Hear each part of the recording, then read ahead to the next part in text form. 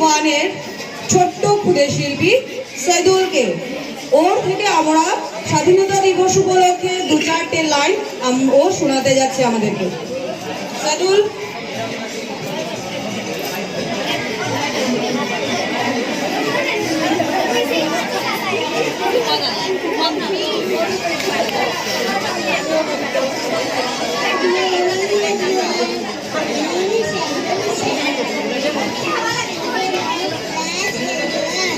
First of all, I would like to thank my respected teachers for giving me a chance to speak every word our Independence Day. Today is 15 August, 1957. India became an independent country. Today we celebrate our 80th Independence Day.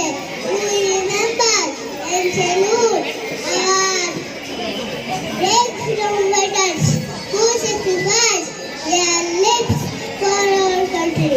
We should love our country, respect our elders, be kind to everyone, and ready to teach next. Jai Hind. ধন্যবাদ সৈদুল আমাদেরকে এত মিষ্টি করে 2-4টে line শোনানোর জন্য।